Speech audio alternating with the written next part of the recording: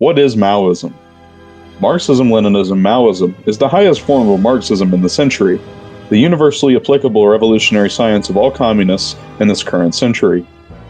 Based on the most advanced philosophers, economics, and political theories of yet, it seeks to liberate the working masses from all exploitation and oppression. Originally formulated by Marx and Engels in the 18th century, it has since extended itself through the works of Lenin, Stalin, Mao, and Gonzalo, among many others. It is an immortal and impenetrable science that has its place in every fight for liberation.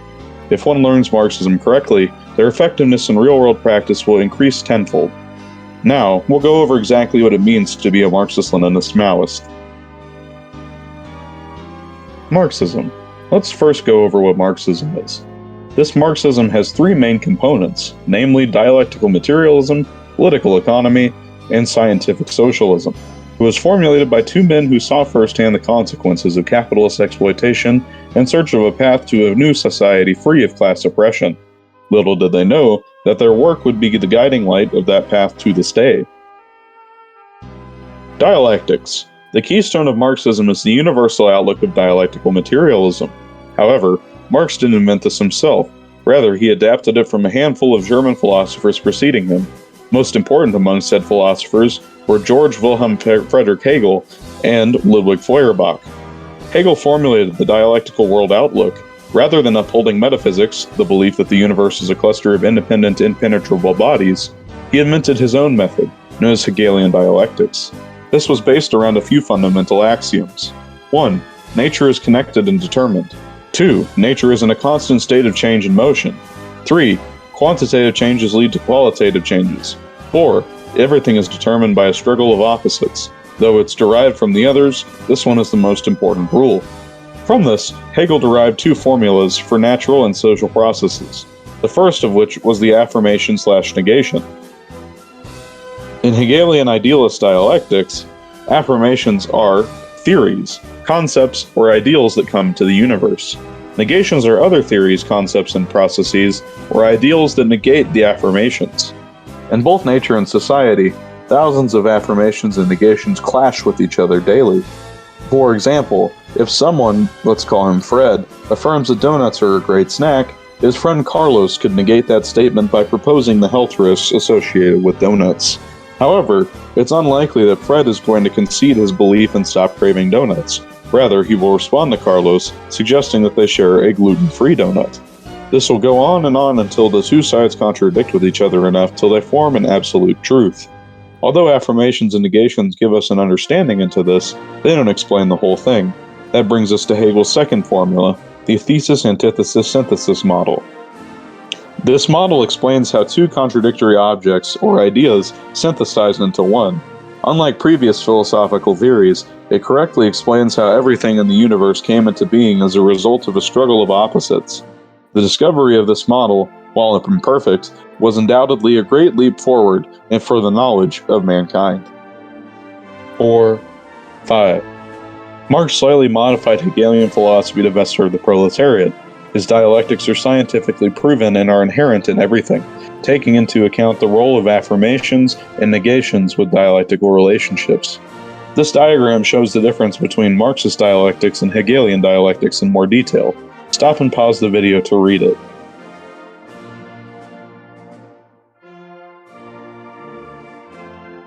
Summed up into two main points. The first of which is that since nature is interconnected, Hegel's two become one model is inferior to Marx's one become two.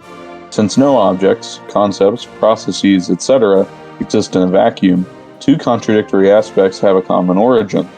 Let's use the lifting of a weight to show why this is true. In this case, the two opposites are the mechanical force of the arm and the pull of gravity. If we were to abide by the Hegelian model, the pull of gravity and the push of the arm would be unrelated, spontaneous events. However, if we know that this is not the case, mechanical motion itself is a dialectical relation between attraction and repulsion, and it's separated into both of these contradictory aspects is what gives rise to the lifting of a weight. When the contradiction is resolved by the arm getting too tired and dropping the weight on the ground, the same relation between gravity and the mechanical force still exists, but yet in a different way than it did as the weight being lifted. Since the one-become-two model is capable of explaining processes like this more completely, Marx chose to uphold it in his theoretical works. Materialism. Now, we move on to the second component of Marx's philosophy, mainly materialism. Ludwig Feuerbach helped restore the rights to materialism. However, in the process, Marx and Engels discarded Feuerbach's mechanistic tendencies in the theory. Marx's philosophical materialism holds that the world and its laws are fully knowable, that our knowledge of the laws of nature, tested by experiment and practice, is authentic knowledge, having the validity of objective truth. They also stated that there are no things in the world which are unknowable, but only things which are yet to be known, but which will be disclosed and made known by the efforts of science and practice. Materialism mainly has a few principles, namely, all things are made of matter, that ideas arise from matter, that we live in objective reality, and that the world and its laws are knowable. By synthesizing the two ideas, Marx and Engels formulated what would later become known as dialectical materialism. All philosophical components of dialectical materialism are upheld by man's study of the natural world, hence they are scientifically correct. Historical materialism. Rather than applying dialectical materialism only to the natural world, Marx and Engels applied these same principles to the study of society. For materialism, we find that historical changes are driven not by the ideals of man, but by the material and productive forces of a society. Through dialectics, we conclude that societal progress is formed through the contradiction of different elements within a society. When we combine these two axioms, we reach the truth that, as Marx himself suggested, the history of all previous societies is the history of class struggle. Social class in itself is defined by one's relationship to other people and, more importantly, to the means of production. For example, in a feudal society, the noble aristocracy was the product of private appropriation of land and leasing of this land for wealth. Economic processes such as the former create social relations of production. In today's society, the bourgeoisie is formed by commodity exchanges, specifically those in the sphere of production in which they appropriate the value created by workers. However, their class rule is not determined by their conscious action, but by the unconscious rule of capitalist commodity production. With class differences come class contradictions and struggle. In nearly all cases, different classes in any given society have diametrically opposed interests.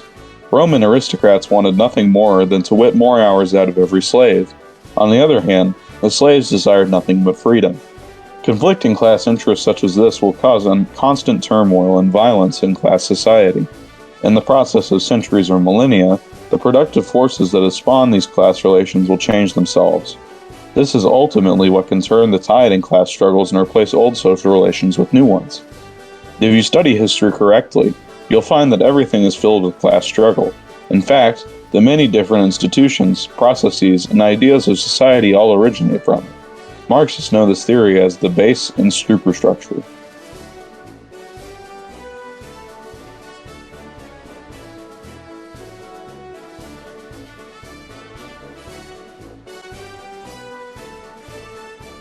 State under any class society is to maintain and enforce the rule of the upper class. Culture, media, art, academia, and even the basic processes of thinking itself can be shaped to protect the interests of the ruling class. It's important that the communists know this principle by working hard to be better able to understand, critique, and change the world that we live in. Ever since the birth of society, the productive forces would reach the point where they become the moribund of society, replaced by the rising productive forces building up in disguise that's going to replace the old, quote-unquote, moribund of society, birthing a new way of life. Working in a new dominant economic class, a new ruling class won't rise up to replace the old one until it reached a point where it needs to overthrow it. Political economy. Apart from merely asserting the importance of class struggles, Marx and Engels also sought to explain how they occurred in capitalist society. They expanded on the work mostly English economists such as Adam Smith and David Ricardo. Yet, through a dialectical materialist lens, they used it to uncover the means by which the capitalists exploit the workers.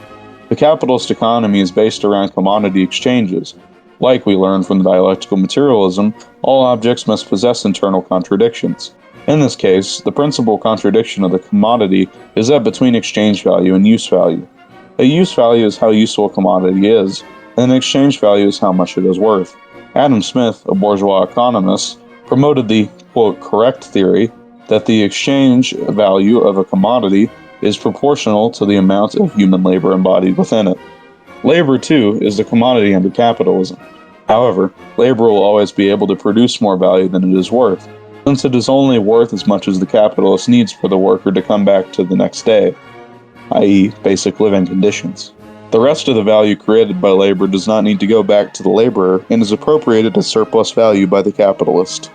For example, a taco shop owner must spend $3 for the flour, meat, and cheese that he needs to make 10 beef tacos.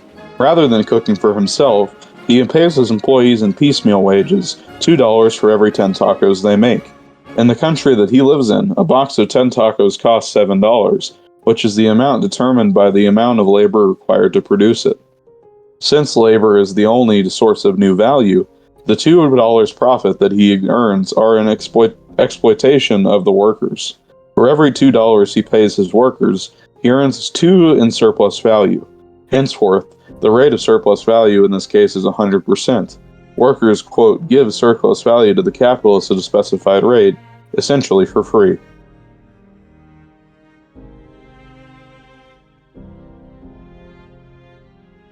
Workers with more productive forces such as machines, whose higher labor power attracts the capitalists more, nobody is left to buy the capitalist products, since the workers themselves no longer receive wages, but are the only source of income they have. Profit will decrease, and the exchange will result in disadvantages towards the capitalists themselves. The tendency in which capitalists replace the workers with more productive forces is real. It is called the tendency of organic composition to rise. The higher the rate of exploitation is, the more profit there is. As a result, the capitalists themselves will try to find a way to increase their production power to produce more profit. The formula is the following: C, V, in which C rises, V will fall. After finishing his many works on political economy, Marx discovered several fundamental problems with capitalist society.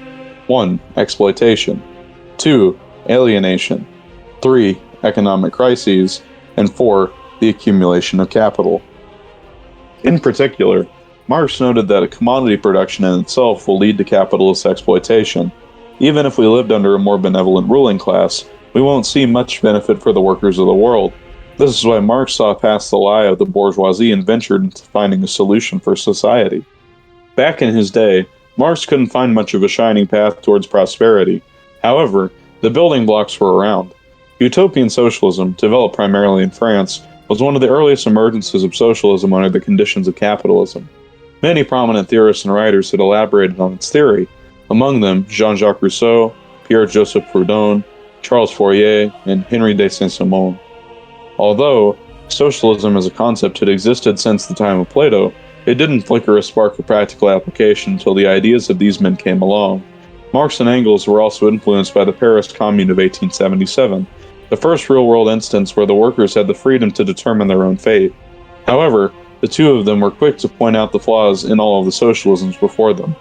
Marx and Engels took utopian socialism and critiqued it thoroughly, for it had no basis in material reality. As stated in Socialism, Utopian and Scientific, the only road to liberation is the seizure of production and state machinery by the working class. Proletarian revolution is the solution of the contradictions. The proletariat seizes the public power, and by means of this transformation, socialization of the means of production, and slipping it from the hands of the bourgeoisie into public property.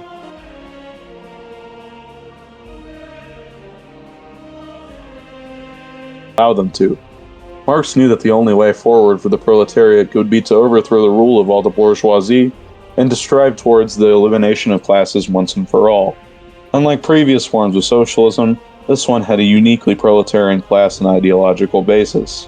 When we refer to socialism as scientific, we refer to an evolution of the concept of socialism through the application of materialist dialectics and the materialist view of history. Like the rest of Marxism, it is informed through the study of concrete conditions, the synthesis of theories, and the reapplication of them back into the real world. This is why scientific socialism is the most advanced political ideology in the history of society. If you need a refresher or have difficulty understanding for the past few minutes, that's okay. Here's a brief summary of Marxism in case you're in need of one. From centuries of study of both nature and society, we conclude that the universe is an objective, intertwined reality in which all of us reside. Social life, too, is in a constant state of material flux based on class contradictions. Right now, we are living in a capitalist society in which private individuals exploit wage laborers for a profit. If we want to make a better world, we must overthrow the material basis of class society through the method of proletarian revolution. Then and only then can we liberate the people of the world from the class distinctions and strive for the all-encompassing ideal of communism. Leninism. Now let's talk about Leninism. Comrade Lenin witnessed two major developments in capitalist society throughout his lifetime: capitalist imperialism and proletarian revolution. The first of which is the development of capitalism into monopoly capitalism. It's inevitable through capitalist accumulation that some firms will completely outcompete the others, leading to entire industries being shared among a handful of monopoly corporations. In particular, Lenin highlighted 5 distinct principles of the highest stage of capitalism.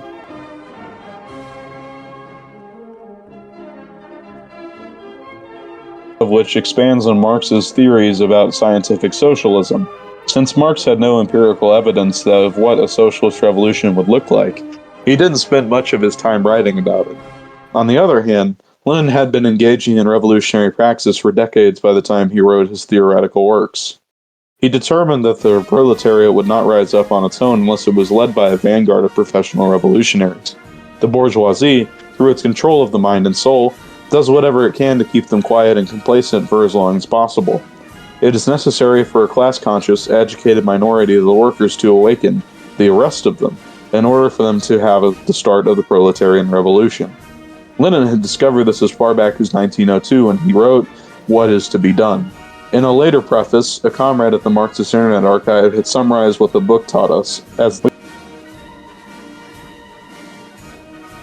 in his seminal work in Materialism and Imperial Criticism, he made further the case for the adoption of materialism, proving sophism, idealism, and more to be bad. He also expanded upon what it meant to uphold the philosophical materialism, defining it as, quote, the recognition of objects outside the mind. Because of his contributions, we are able to defend our materialist beliefs from a horde of, quote, refutations from all sides. Another important development of Leninism was the clarification of the dictatorship of the proletariat. The dictatorship of the proletariat is an alliance of peasants and workers, seeking to suppress the bourgeoisie with the help of the state. The continuation of class struggle under socialism, it is important to note that some opportunists claim that the dictatorship of the proletariat is only under the phase before socialism, but still does after it until the bringing of communism, state withers away. Class struggle also does not die under socialism. Lenin found that one pretty easy early on, as he was cornered with enemies from all sides. By fighting them today, we're doing exactly what he would want us to do. Maoism. 25 years after the death of Lenin, another great revolutionary rose to the world stage. Maoism was originally an offensive term used by the Soviet Union to describe pro-Mao parties in the Sino-Soviet split of 1956. But the term Maoism was reclaimed by the Communist Party of Peru and Chairman Gonzalo. Before 1981, Maoism was only Mao Zedong's thought at the time. A few elements of Maoism. New Democracy is the temporary anti-imperialist, anti-feudal dictatorship of, quote, the people in a backwards nation. These include workers, peasants, petty bourgeoisie, and the national bourgeoisie in the initial stages of socialist transition. After socialist transition is completed, the socialist revolution will begin. This is important because it teaches us how to counter imperialism with socialism in the most efficient way. In his years of armed struggle against foreign imperialism and domestic reaction, Mao formulated the principles of people's protracted war. Adhering to this concept, a proletarian or new democratic revolution must occur in 3 phases. 1. The first of 3 phases is the strategic defensive, during which the people are weaker than the state. Tactical retreat of the army and stretching the supply lines over rough terrain is used. Hit-and-run guerrilla tactics are used to weaken the army. 2. Strategic equilibrium is when the people and the state are roughly equal in terms of power.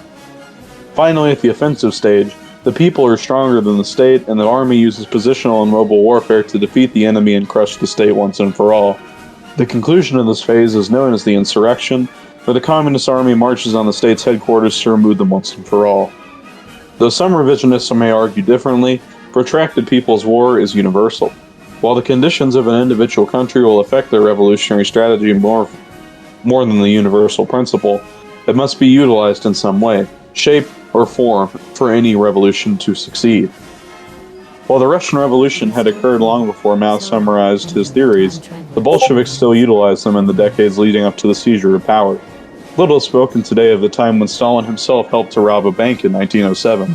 This and similar guerrilla actions helped to weaken the state, with the help of the war, until the revolutionaries finally turned the scales in February and October of 1917.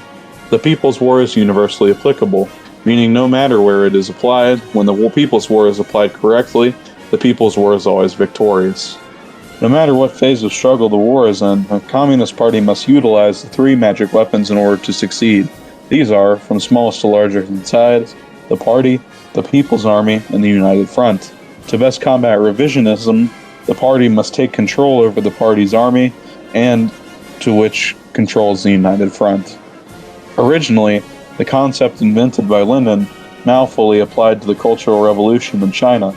With the rise of revisionism within the Soviet Union in 1956, Mao sought the people themselves to aid in the fight against bourgeois reactionary culture, whom the capitalist rotors within the party would use to restore capitalism.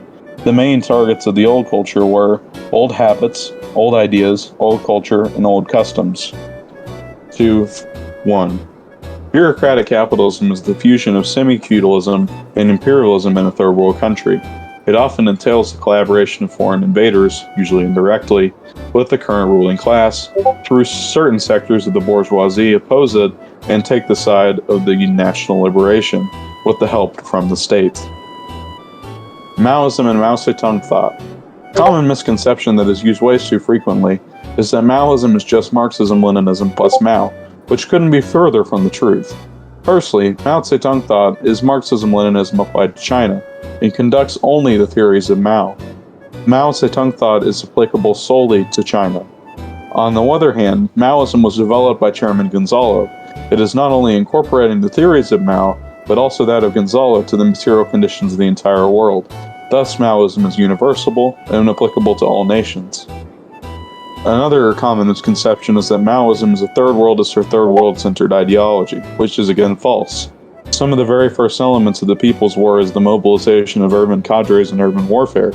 Only in places like China was the People's War centered in the Third World because of the lack of industrialized areas. In Peru, the PCP conducts warfare both in the countryside and in the city. Why Maoism? Some comrades choose to identify themselves with the movements of, quote, classical Marxism or that of Marxism Leninism, but they are wrong. Why? Because Marx himself knew that his work was not the end-all be-all of proletarian scientific socialism. As you may remember, during later times, Lenin, Mao, Gonzalo, and several others expanded to the applied Marxist theory to their own material conditions, teaching communists many new concepts along the way. It is extremely foolish for a quote-unquote communist to reject all of their contributions. Likewise, the most advanced comrades of the proletarian movement must uphold a complete worldview of Marxism, Leninism, Maoism. Thank you for watching the video. If you liked it, click the subscribe button and consider joining our Discord. Likewise, check out our website Maoism for the Masses, and we will see you next time.